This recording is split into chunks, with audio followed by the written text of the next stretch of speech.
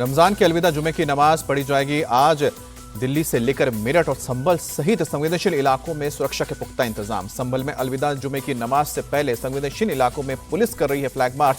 शाही जामा मस्जिद के आसपास police force को तैनात किया गया।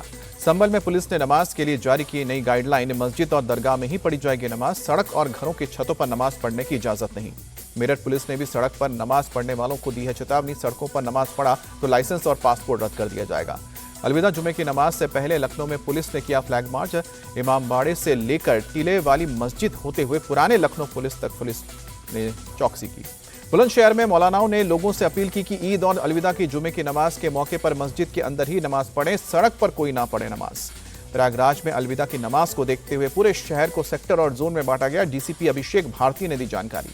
डीसीपी अभिषेक भारती ने बताया कि संवेदनशील इलाकों में क्यूआरटी की टीम को तैनात किया गया है। ड्रोन से की जा रही है निगरानी। वक्फ संशोधन बिल के विरोध के लिए all India Muslim personal law board का नया पैंतरा। अलविदा जुमे की नमाज के वक्त मुसलमानों से वजू पर काली पट्टी बांधने की अपील की। पटना में भी उठी सड़क पर नमाज पढ़ने पर रोक की मांग। बीजेपी के मंत्री नीरज कुमार बबलू ने कहा, लोग सड़क पर चलने के लिए देते हैं टैक्स, नमाज के लिए मस्जिद है। नीरज कुमार बबलू का नमाज के बहाने से वक्फ बोर्ड पर हमला। कहा कि सड़क पर नमाज पढ़ेंगे तो कल वक्फ वाले दावा कर देंगे कि सड़क उनकी है। जम्मू कश्मीर के कठुआ में सुरक्षा बलों और आतंकियों के बीच मुठभेड़ चल रही है। सुरक्षा बलों ने अब तक 3 आतंकवादियों को मार गिराया है। आतंकवादियों के साथ मुठभेड़ में जम्मू कश्मीर पुलिस के 3 जवान भी शहीद हुए, जबकि सुरक्षा बलों के 4 जवानों को गोली लग गई है। घायल अवस्था में अस्पताल में भर्ती हैं। जस्टिस यशवंत वर्मा केस की आज सुप्रीम कोर्ट में सुनवाई। जस्टिस वर्मा के खिलाफ एफआईआर दर्ज किए जाने वाली याचिका पर सुनवाई होगी।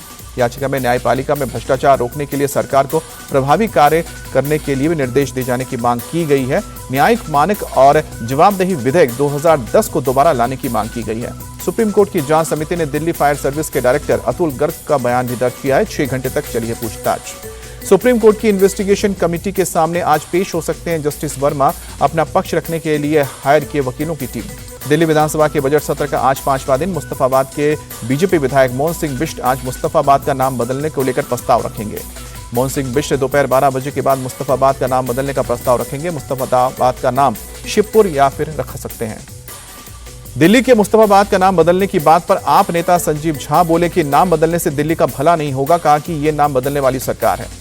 अरविंद केजरीवाल का दिल्ली सरकार पर आरोप ट्वीट करके लिखा कि हमने बड़ी मुश्किल से दिल्ली में बिजली की व्यवस्था को ठीक किया था।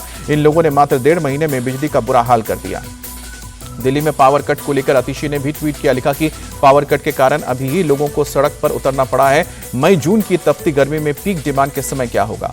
सीएम ममता बनर्जी लंदन दौरे पर। ऑक्सफोर्ड यूनिवर्सिटी में ममता के भाषण के दौरान हंगामा हुआ। चुनाव के बाद हिंसा और आरजीकर रेप केस को लेकर एसएफआई छात्रों का प्रदर्शनकारी छात्रों ने गो बैक के नारे भी लगाए। आरजीकर मामले को लेकर छात्रों ने सीएम ममता के लिए तीखे सवाल पूछे।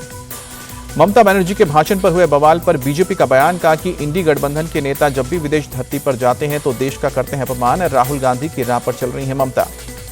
मालदा जिले में माथाबारी में सनातनी हिंदुओं की सुरक्षा के लिए सीआरपीएफ की तैनाती की मांग। विपक्ष के नेता शुभेंदु अधिकारी ने राज्यपाल को पत्र लिखकर मांग की। बेंगलुरु के हुलीमाबू में राकेश नाम का एक शख्स पत्नी की हत्या के आरोप में गिरफ्तार हुआ। पुलिस के पास 32 साल की गौरी अनिल सांबेकर का शव एक सूटकेस में बरामद हुआ था। मेरठ और जयपुर के बाद मुजफ्फरनगर में एक पत्नी पर लगा पति को कॉफी में जहर देने का आरोप। मेरठ के अस्पताल में गंभीर रूप से हालत में अभी जूझ रहा है अनुज शर्मा। बदमाशों के पास से भोजपुर इलाके में एक फैक्ट्री के बॉयलर में ब्लास्ट हुआ। मौके पर मौजूद 3 मजदूरों की हुई है मौत। 1 मजदूर घायल हुआ है। बिहार के औरैया में दिलीप हत्याकांड के 2 आरोपी पुलिस के साथ मुठभेड़ में घायल हुए। पुलिस ने 25-25 हजार के आरोपी शिवम यादव और दुर्लभ यादव को गिरफ्तार किया है। लखनऊ में यूपी एसटीएफ ने फर्जी कागजात के आधार पर खाली प्लॉट को बेचने वाले गैंग का पर्दाफाश किया। 6 लोगों को गिरफ्तार किया है। श्रीनगर में अचानक बदला मौसम का मिजाज। अचानक तेज हवा चलने से कई पेड़ गिरे। पेड़ों को हटाने का काम भी जारी। श्रीनगर में बढ़ने लगी है पर्यटकों की तादाद। मौसम का लुत्फ उठाने के लिए दूर दूर से अब सैलानी पहुंच रहे हैं।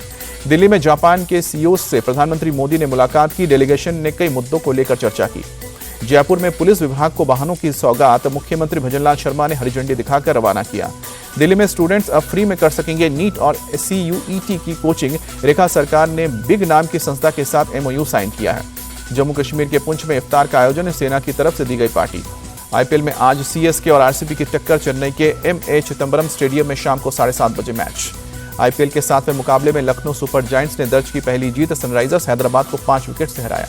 लखनऊ के तेज गेंदबाज शार्दुल ठाकुर बने player of the match. Shardul ने 4 ओवर में 34 रन देकर 4 खिलाड़ियों को भेजा पवेलियन।